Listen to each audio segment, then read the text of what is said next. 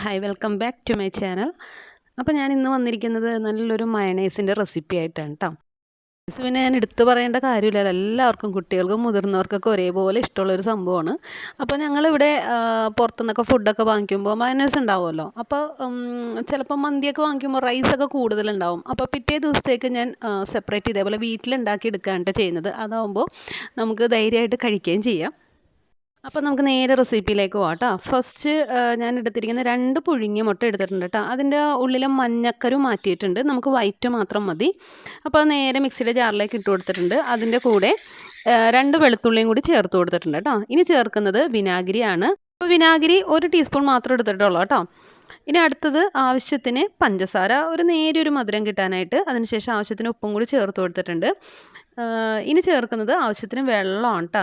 ഒരു 2 ടീസ്പൂണോളം വെള്ളം ചേർത്തിട്ടുണ്ട്. ഇതൊന്ന് അരഞ്ഞ് കിട്ടണമല്ലോ, അപ്പോൾ അതിന് വേണ്ടിയിട്ട് ആവശ്യത്തിന് വെള്ളം ചേർത്തിട്ടുണ്ട്. ഇനി അല്പം എരിവിനായിട്ട് കുരുമുളകും ചേർത്ത് കൊടുത്തിട്ടുണ്ട് കേട്ടോ. ഇതെല്ലാം കൂടി നന്നായിട്ട് മിക്സിയുടെ ജാറിലൊന്ന് അരച്ചെടുത്തിട്ടുണ്ട്. ഇനി അവസാനത്തെ ഇൻഗ്രീഡിയൻ്റ് ആയ സൺഫ്ലവർ ഓയിലാണ് കേട്ടോ ചേർത്ത് കൊടുത്തിരിക്കുന്നത്. അതൊരു 2 ടീസ്പൂണോളം ചേർത്ത് കൊടുത്തിട്ടുണ്ട്. എന്നിട്ട് നല്ലപോലെ മിക്സിയുടെ ജാറിൽ ഒന്നും കൂടി ഒന്ന് നന്നായിട്ട് അരച്ചെടുക്കുക കേട്ടോ. അപ്പോൾ നമുക്കിവിടെ അരഞ്ഞ നല്ല സൂപ്പറായിട്ട് കിട്ടിയിട്ടുണ്ട്. നല്ലൊരു തിക്കായിട്ടാണ് നമുക്ക് കിട്ടിയേക്കുന്നത്. അപ്പോൾ ടേസ്റ്റി ആയിട്ടുള്ള എമ്മി മയണൈസ് ഇവിടെ റെഡി ആയിട്ടുണ്ട്.